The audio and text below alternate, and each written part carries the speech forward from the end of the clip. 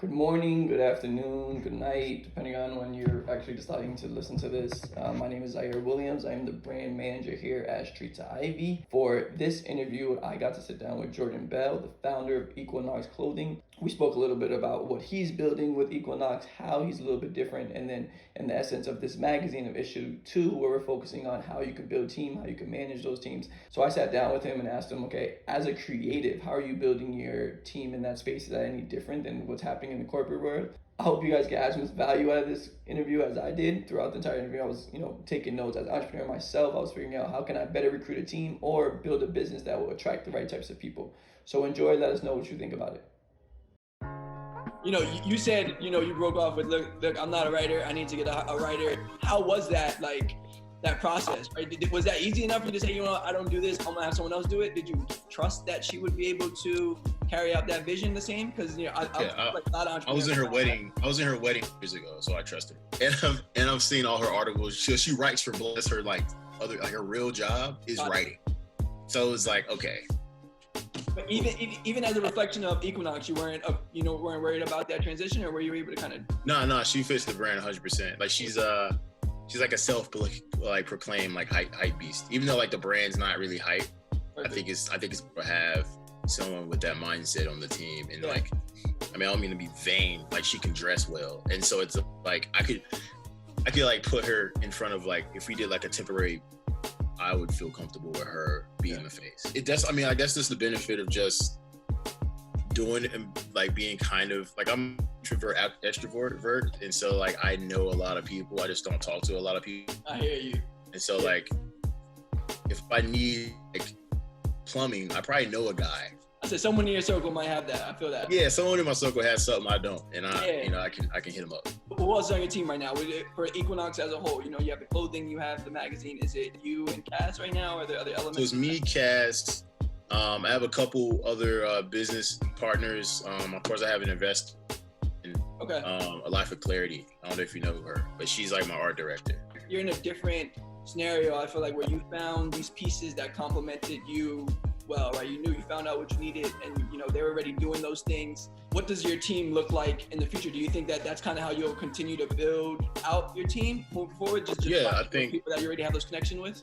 Yeah, I mean, look, people change over time too, and so sometimes, even for instance, the original founder of Equalnox with me is not on the team, and that's not because it was because he was honest with himself. He also had a kid, and at the time when we first started the brand, he was like, yo, I want to be this kid's father I didn't have. Yeah. And to me, that's way more important than a freaking clothing line. And so me and him literally were yo, cool. And I hopefully down the line he can come back to the fold, but that was cool. I mean, but like I said, the idea is for the brand to be almost so loud that it organically attracts the right type of people. Touch on that a little bit more, right? Because I think young entrepreneurs, I fell in this myself, the idea is, okay, if I'm starting with this guy, me and him are gonna go, right? But you noticed that, okay, you have your own things that are kind of more priority, you go ahead and you do that, and I'm gonna continue to build that. Yeah. You speak towards that, building your team it's not routine. Right? It's not, dude, you gotta look at it as you're the owner of a basketball team. Not everybody, whether it's in or even that plays on the court, will stay on that team forever. Yeah.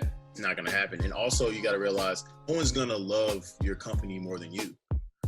And so you can have these high expectations and these standards, but it's very rare you're going to find somebody who 100% fixes that or fits those narratives. Yeah. So you got to be okay with, and I'm still learning this now. I'm not an expert on it. Right. But I'm still being okay with, having someone fall and letting someone else shine, because it always happens. Especially when you're building a company with a lot of really talented individuals.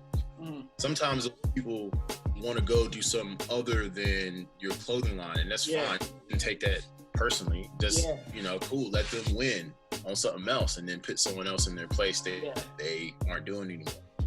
I mean, another thing I would tell people is, and I kind of made it a few years ago, is you should earn your enemies, not make them. Meaning So earning your enemy is being so good at something, people are like kind of mad at you for winning. When you make your enemy is like you kind of shit on somebody and like treat them like dirt, and now you're like you made an unnecessary person. Right. It's like a bad guy. Right. And so like I live by that. Like I like earning enemies.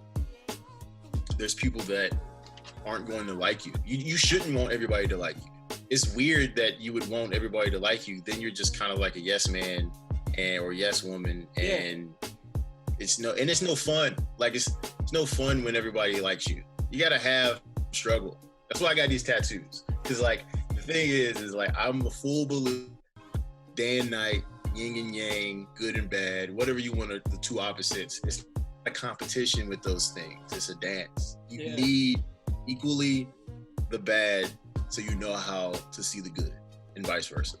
And so it's like you can't, and especially in business, it's just like you can't have everyone as a friend. And business is super competitive. You know what I mean? And honestly, that's I encourage competition, whether it's on a smaller scale or a big scale, just because like competition makes better products for customers.